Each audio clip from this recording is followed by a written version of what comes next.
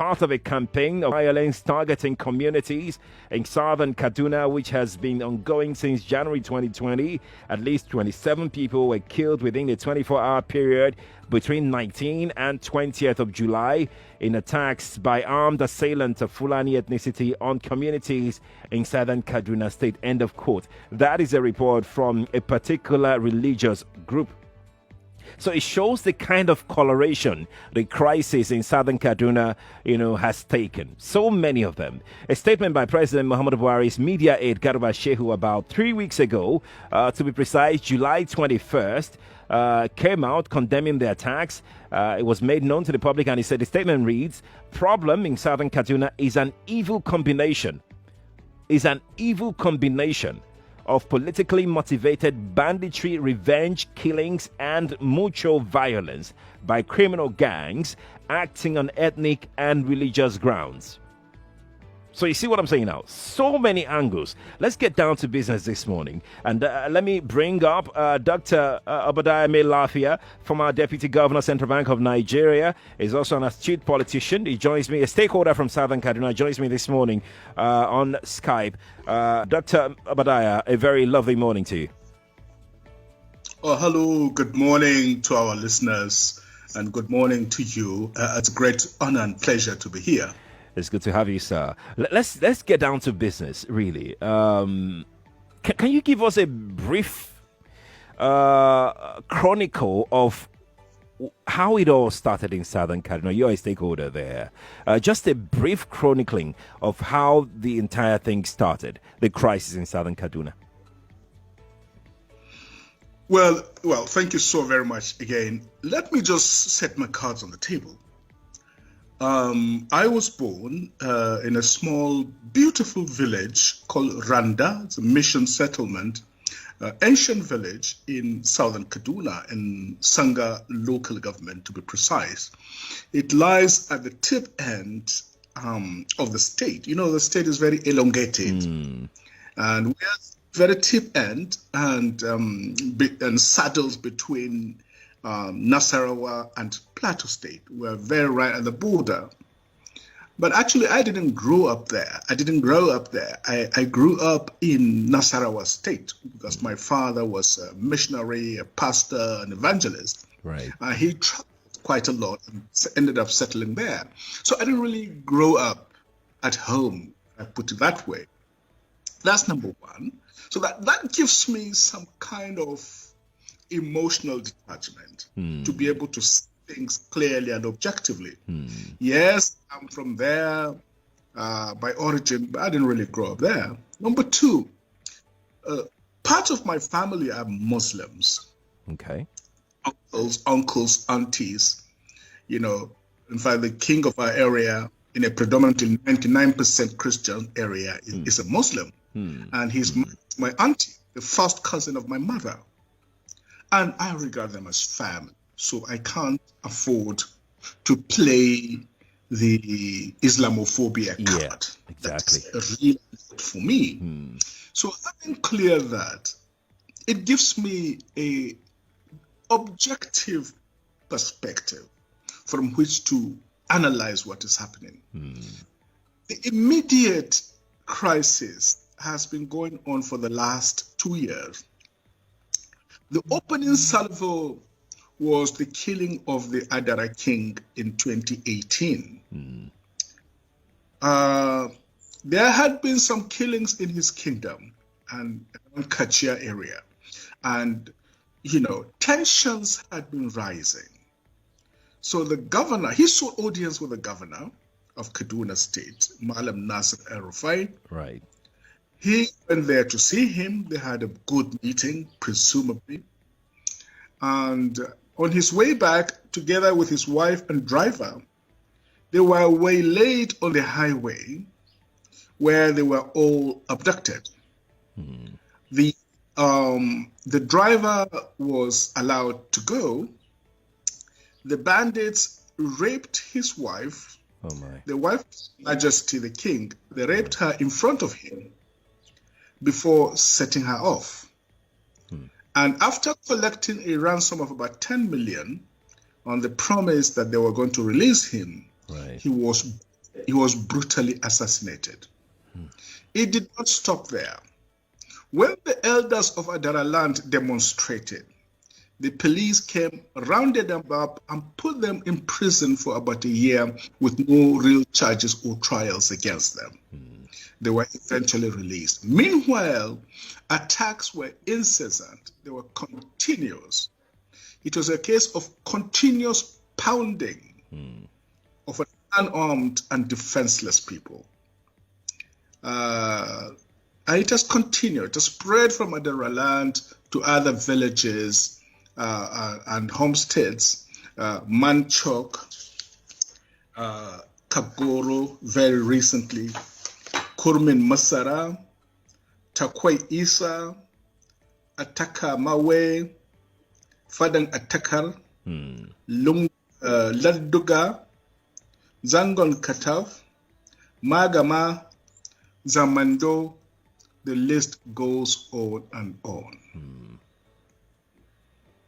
The figures are not reliable, but it is clear that we are talking of a very serious and well calculated and well strategized, killings. What caused these killings, Dr. Obadiah? That amount to genocide. What could have caused this? What could have caused these particular killings that you've enumerated? What is the cause? Do you have an idea? Well, again, let me just also clear one fact that in the 80s and 90s, you asked me for the immediate causes, which the immediate, process of killings, which I explained, but it goes as far back as the 80s and 90s. You may have heard of the infamous Zangon Kataf killings. That's right. In which the settlers, Zango means a settlement. And in ancient times, the house of people who were itinerant traders used to pass through there. They would settle there and, water their camels and their donkeys, and then proceed on whatever journeys they were going to. And then eventually became a kind of more permanent settlement for the Hausa Fulani community. Hence it is called Zangon Kataf, in Kataf land. Then they began to demand control of the market and even demand to have their own chief. And of course, which was not acceptable to the people, and it eventually led to the infamous Kataf riots and killings, which were mutually violent, if I may put it that way. Okay. And I can tell you this because I heard directly from him himself. General Zamani Lekwot, very distinguished military officer, retired from the Nigerian Army, former governor of Rivers State, and ambassador to Senegal. He, together with another very patriotic colonel, Colonel Johanna Madeki, they went to the police to report what was going on and to seek for help. And you will not believe it. The police detained both of them. Oh my. Yes. Now, General Zamani Lekwot is a highly principled officer, very patriotic. As a young officer, he distinguished himself during the Nigeria BIAFRA War. And somehow he was not in the good books of General Ibrahim Babangida, because he used to tell him to his face what he felt was wrong with his policies. So they were waiting for an alibi, and they got it in the Zangon Kataf riot. So they arrested him, detained him, created a kangaroo court, kangaroo court, and tried him. In the end, even the judge said that his hands were tied, as it were. They convicted him and sentenced him to death. General Zamani Lekot has explained to me himself what they did to him, the torture, the agony. That for 2 weeks, they took him to the section where people are condemned and ready to be killed. Oh, wow. They put him next to the execution chamber. Early in the morning, they wake him up and say, let him have his last breakfast. They will open the execution chamber as if they are taking him there, and then they will close it again. They kept doing that for 2 weeks. Most people would have run insane. But he is a strong man. He became toughened psychologically, endured it until the outcry of the public dissuaded the Babangida administration from committing murder. So, Zambon Katab, and in the 90s, they came to my local government, which is Sanga local government, during all this Sharia palaver. Okay. And they brought a huge amount of money to the local Hausa chief and told him that his duty was to enforce Sharia in Sanga land. Who are the area that Dr. Badaya? The military administration of that time, together with some foreign jihadist interests, they accumulated huge amounts of money in Gwentu. Please take this record it is extremely important. Yeah. So a young man whose elder brother was a pastor in the area went to see the local chief to plead with him not to try this sort of thing in an area that is 99.9% Christian. Immediately he entered the palace of the Hausa chief. They brought out a dagger and beheaded him. Oh my word. In the morning. The brother who was the pastor in the area waited for some time. He didn't see his brother. He said, he told me he was going here. I have not seen him. So he decided to take a walk. As he was opening the gate and saying, Assalamu alaikum, he walked in, they just took a sword and beheaded him as well. So in the space of 2-3 hours, they beheaded two brothers, two blood brothers. When the news spread, it was around during this farming season. Okay. There is a horn that our people use only during the time of war. One of the elders blew that horn. Everybody left his farm. They descended in Gwantu. And the mayhem was uncontrollable. The police only came later to save the day. The local Hausa Fulani Muslim chief, whose younger wife is actually my first cousin, they managed to escape. And they have never been back there ever since the 1990s. So I'm explaining to you the unfolding scenario. So tensions have been building over a long period of time. This is what has brought us to the current denouement, to the current tragedy of very terrible proportions. If you're just joining us this morning, you're welcome. It's a Morning Crossfire. We have Dr. Obadiah Melaf here, former Deputy Governor, Central Bank of Nigeria. He's from Southern Kaduna. He joins me on the show this morning via Skype. You can watch live on Facebook and YouTube. We're trying to look at the trajectory of violence in Southern Kaduna to this very moment to be able to find a lasting solution to the incident killings that have ravaged that particular region of the country for a very long time right now. Feel free to join the conversation. You can drop your comment below the live video stream on YouTube and Facebook. It's just search for Nigeria Info 99.3.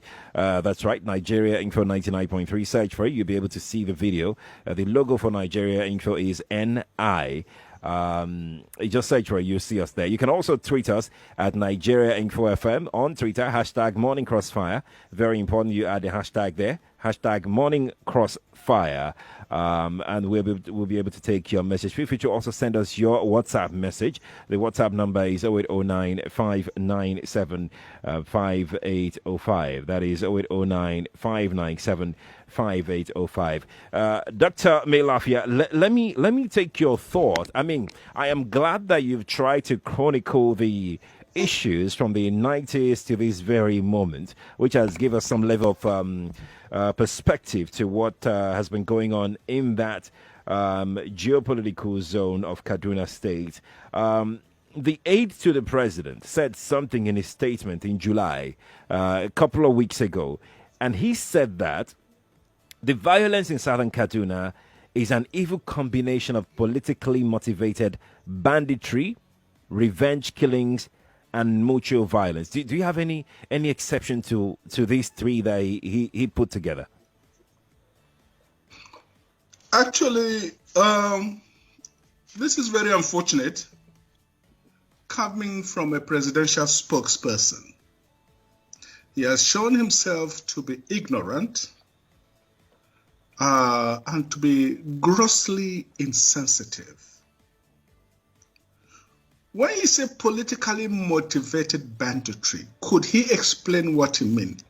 He never really explained what that means. Revenge killings, who is revenging what killing and when? And then mutual violence. Mutual violence itself is a symptom of other things. So I think that response says more about the spokesman rather than actually about the people of Southern Kaduna. Okay, fine.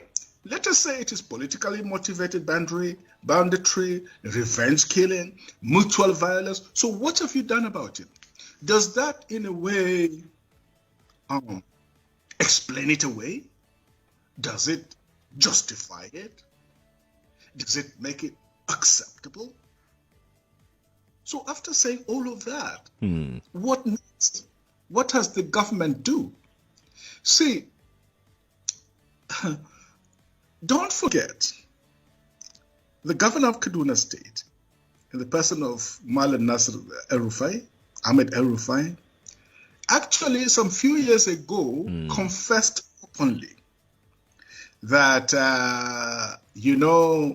the killings were politically motivated because of attacks during the 2015 elections, and that they had traveled to Mali, Chad, Niger to find out the ringleaders of those who had killed the people of Southern Kaduna and paid them money from our state treasury so as to appease them so that they will not come back and continue the killings. He did not disclose how much. He did not disclose who those people were.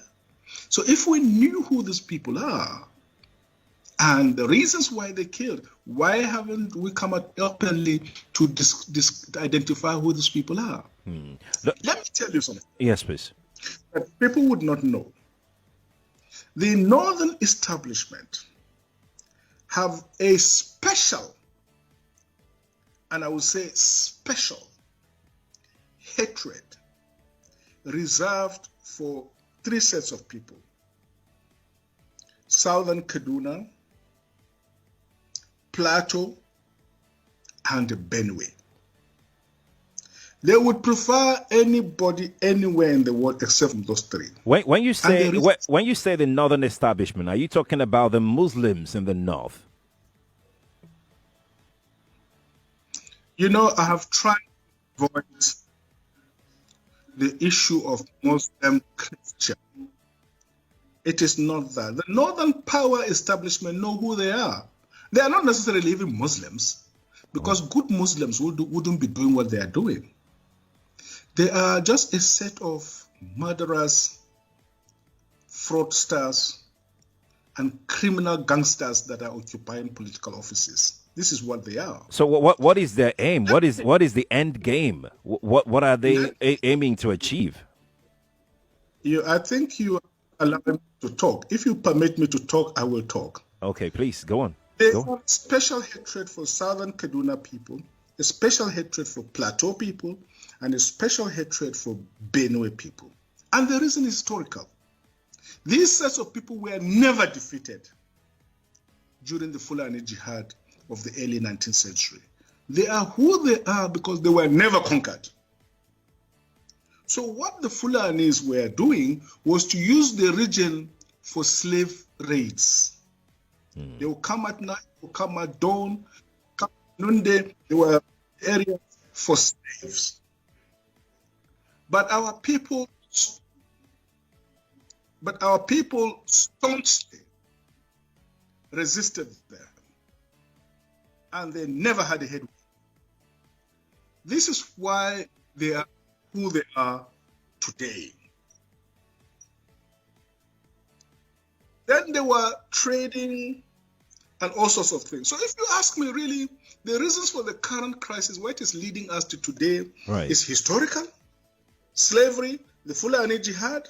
It is also sociological. Our cultures are totally different from theirs, totally different from theirs. We are predominantly Christian. There are some enemies among us. They make up at least over 95% of the population of the area. Okay. Then there's the reality of global jihad. That is why I think it is an insult to our people who talk about farmer-herders clashes. Those who use that kind of language are accessories to genocide, because it is nothing like farmer-herders clashes. Look, the Fulanis living in our community speak our local languages. There are intermarriages among them. Okay. So it is not, to talk of farmer-herders clashes an insult. What is happening is continuation of jihad. This time on a globalized scale. The aim is to demoralize the people, to wipe them up, to dispossess them of their ancient patrimony, to take over the land, and to impose political hegemony. Let me tell you, there's an area called Laduga. Okay. That area is bigger than Abuja. For more than a decade now, they've driven the indigenes from that area. It's around Kachia area. They've taken over the area and they've turned it into a vast grazing reserve. Our people are not allowed near there. They have their own emir, they have their own chiefdom, out of nowhere, when in fact, Zazo Emirate starts from Jaji, because Kaduna belongs to the Baji people. Every historian knows this. It is not Fulani territory. That is why we have no emir of Kaduna, but we have a chief of Kaduna who's an indigene, and because he's an indigene, they have refused to give him first-class status. He's just a common chief somewhere and known by people. So what is happening today is it's a jihad. It's a struggle to take over our land, turn the whole of southern Kaduna into a vast grazing reserve reserved for Fulanis.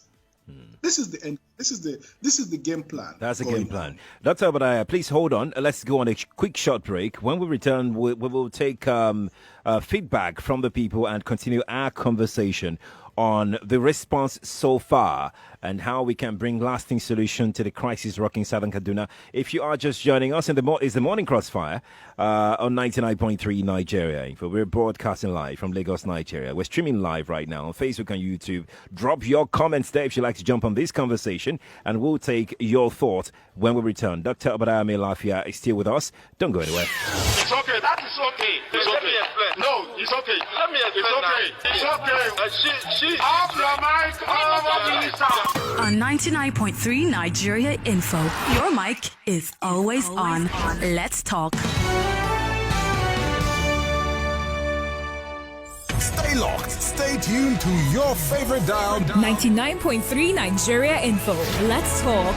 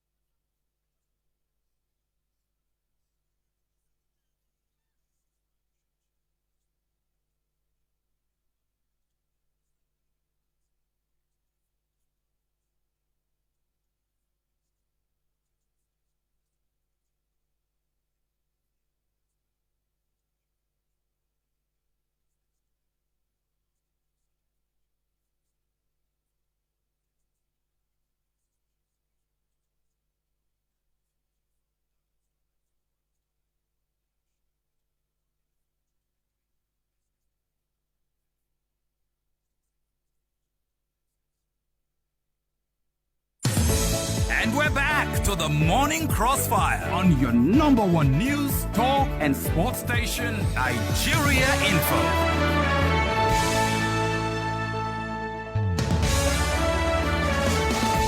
99.3 Nigeria Info. Yes, we are back on the Morning Crossfire. 8:34 is the time from our studios this morning in Lagos, Nigeria. Thank you for joining us on the show today. We have got comments to take on Facebook, on YouTube as well. Comments are dropping. Feel free to go there and drop your comment. Dr. Obadiah May Lafia is joining us, or has been with us since 8 a.m. this morning, and we're having a conversation concerning Southern Kaduna crisis. Now, let's open up the phone lines and take your thought before I come back to my guest this morning. When you're calling me, please turn off your radio. A lady will speak to you very briefly to take your details and then patch you to the studio, and we can now talk to you. And please go straight to the point. If you've got a solution for us this morning, because that is the crux of this conversation, to trace the origin of the problem in Southern Kaduna and try to proffer a long-lasting solution to it. Usman is joining us this morning from Ikoyi. Usman, good morning to you. Good morning, sir. Good morning. Yeah, good morning, sir. I want to talk about the Sango Kata killing. Go on. From Southern Kaduna, sorry. The Sango Kaduna, the fighting starts things, and most of the fight about the region. Because I remember when my friend want to travel to Katsina, when they fight Muslim and Christian for Sango Kata, they stop the whole Muslim inside the bus and they killing my friend from Lagos to Katsina. They stop him from that Sango Kata. They caught all of the Muslims inside the bus. They leave a Christian. All this and several happen most of the time, 2 months, 3 months, some years ago. So Katsina people are not told that if they kill their brothers against, they will come and revenge. Okay. Because I still living with some of the friends that we are together for Lagos here. Because they just finish their work, they make more money for Lagos, they want to go, and some crashes happen for Sango Kata before, and they stop their bus for Sango Kata, but they kill the whole Muslim. Yeah. So, Usman, just to get what you're saying that Muslims are being killed as well. Yes, from when some crashes happened some years ago. And my friend, I'm one of them, they are killing them. So they stop the bus and search for the Muslim and kill the Muslim among the bus. Oh, wow. They are living from Katsina, yes. If they ask the man, if you know about it, he will tell you this is several happened for the Southern Kaduna. Southern Kaduna area. Okay. Yes. Usman, thank you for calling me. Let's speak with Ade quickly. Ade is in Ejigbo. Ade, good morning to you. Good morning, Mr. Achari. Good morning. Yeah. Southern Kaduna, the doctor has said a lot. I'm going to have to go to the people that have lost their life. We all Nigeria, we know what is happening there. So my own comment is that the book of 2 Corinthians chapter 5 verse 10 has said it all. He said, everybody must appear at the throne of judgment of Jesus Christ at the last day to give account for all what he or she has done on earth. So let them continue. The judgment day is near. Everybody will collect his own judgment. That's what I have to say. And I enjoy Nigeria government. I've said it before. Let Nigeria government, led by President Muhammadu Buhari, say the truth about all these cases. Come out and talk the truth. All the security chiefs, the Southern Kaduna, the Kaduna governor should come out and say the truth as it is. Let them say the truth. If not so, all of them will appear at the throne of judgment of Jesus Christ one day. Thank you. Thank you, Ade, for calling. Obi is joining us from Ejigbo. Obi, good morning to you. Yeah, good morning, Sheriff. Good morning, Obi. How are you? I'm fine. Actually, it's disheartening to hear this Southern Kaduna something. I haven't been in Kaduna anyway. Right.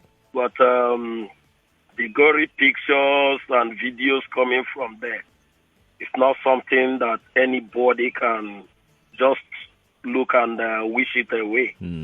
It's very, very bad that in this country, and they know what is causing all this problem.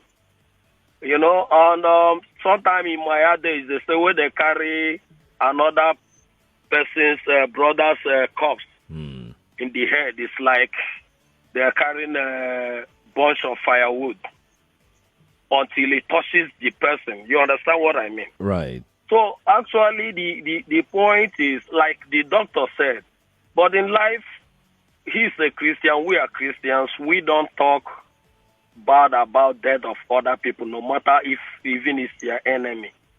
But he said that the Liquid is a distinguished soldier during the Biafra genocide. You understand how it is? Now, what looks like log of firewood in Biafra is in his doorstep now. And whoever goes against it is not human. So as it was in 1967 in Biafra, that's how it is now in Southern Kaduna in 2020.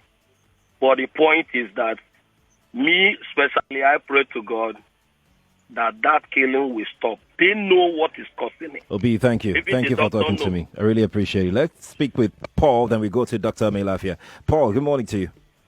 Yeah, good morning, sir. Paul, you need to pick up your phone because it's too hollow. The way you're speaking right now is too hollow, and it makes it hard to hear you clearly. Okay, can you hear me? It's better now.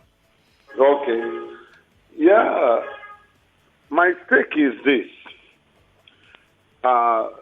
When Nigerians organize protests, peaceful protests, the police, the army, the civil defense will be on target. Get them arrested, some will be beaten up. When some social, cultural groups is holding meetings, the army will be there, the police will be there, some will be killed, some will be arrested. Why is it that when killings are going on in Southern Kaduna, the police will not be there? The army will not be there. So what is happening?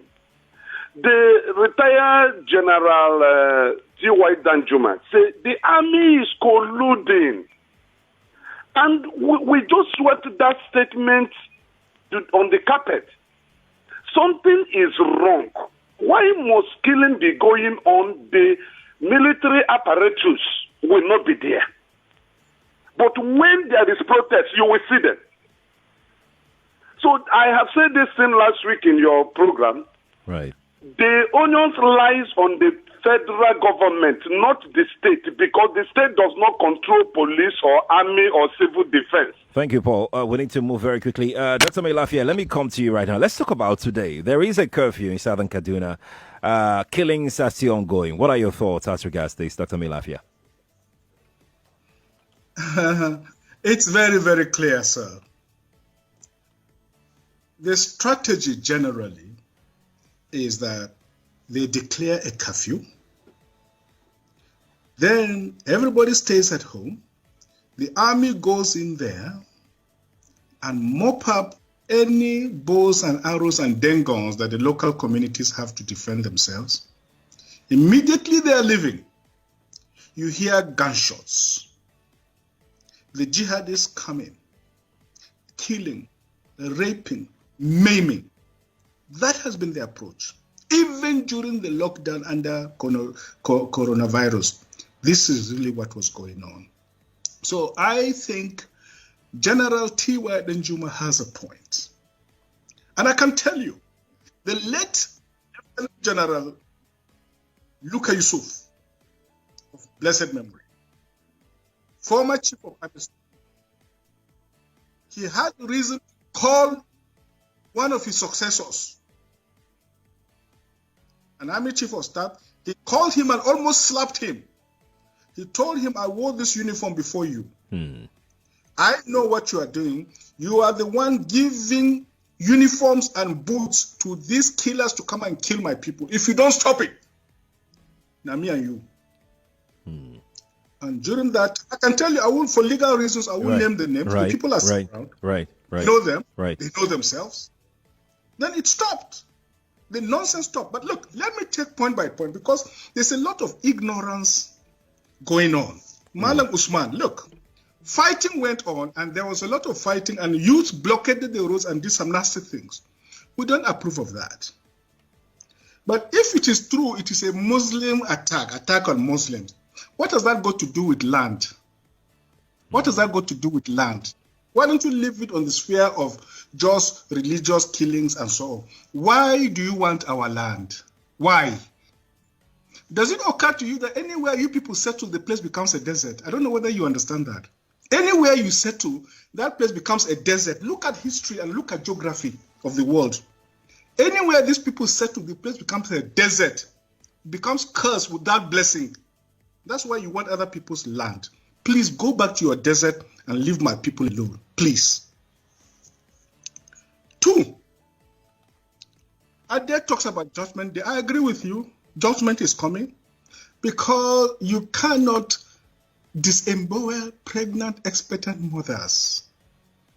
You cannot kill innocent children and elders, and their blood touches the ground, and God will not judge. Judgment is coming. Those people who have done this wickedness will carry their own shit with their own hands. Excuse my language. It's all right. The time is coming. Mark my words. Obadiah is a minor prophet in the Jewish Old Testament. So mark my words. Judgment is coming. There will be the judgment of God, the judgment of history, the judgment of posterity, and the judgment of humanity. Obi, look, I've heard this thing, Obi, from Ejigbo. I have Ndigbo friends, very dear friends. Yesterday, this weekend, Ohaneze Ndigbo leaders and Afenifere leaders and Pandef leaders from Niger Delta were all in southern Kaduna on a fact-finding mission. The peoples of the Middle Belt of southern Kaduna, we have a newfound solidarity with the South. Our destiny does not belong in the North. We are no more Northerners, and we shall never be Northerners. We shall either stand on our own or join the South. Mark my words. Mark my words. But, Paul, Obi, you are very wrong. What happened in the 60s, you cannot equate it to what happened today. And in fact, what people are saying is that it is a kind of nemesis. My father, I told you, was a reverend, a missionary, a pastor. Right. I remember as a child, he did so much to protect Igbo families. So many of them settled in my home as refugees, even on our farms. He did everything to protect them, to feed them, until they nearly killed him and killed all his family for protecting Igbo. So it is not everybody that took part in that wicked enterprise, in that pogrom against the defenseless Igbo people. And I've always said it, this country will never be normal until we kneel down and ask for forgiveness from Igbo for the wicked sins we've committed against them. I wrote that severally. Some people from Yoruba land called me and said, but there, if you know you've done something to Igbo, go and repent. We didn't do anything to them. Leave us alone. That is the attitude of many people in the country. But you cannot equate the two. So because genocide took place in Turkey during the Ottoman Empire, because lynching took place in America, so we, the grand people that sent the slaves there, where if something happens to us, we're equally guilty, so it is okay. Obi, mark my words. When they finish with all, they will come to you. Don't think you are free. Wake up and smell the coffee. As for Mr. Paul, the role of the police, security, and so on, look, we have reason to believe that the full apparatus of the military is behind the banditry and violence because it is a global jihad. They are financing them, they are giving them uniforms, they are disarming our people and allowing them to come and kill and rape and maim. So Lieutenant General Theophilus Yakubu Denjuma is perfectly right. And let me make it very clear. Even my name, Obadiah in Jewish Old Testament means servant of the Most High God. BIAFRA means a man of peace. So I am by destiny the servant of God, servant of the people, and the man of peace. I abhor violence. If you could see my hands, I have never lifted my hands to commit violence, either in word or speech or action. I belong to the Martin Luther King school of thought. But let me make it very clear. Our Constitution protects the right to life. Right. It enshrines the principle of self-defense. So it is true of municipal law as it is of international law. International law and the law of nations gives a people who face an existential threat to their very survival the right and, in fact, the bounden moral duty to defend themselves, to defend their communities, to defend their church, and to defend their families. No one can take that right away from them.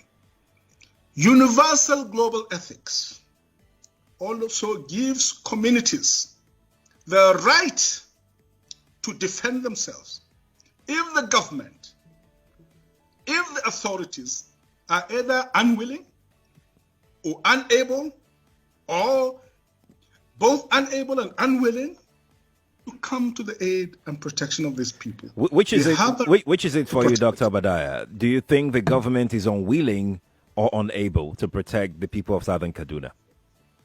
In fact, it is not only unable, it is unwilling, and we have good reason to feel that they are part and parcel of the killers.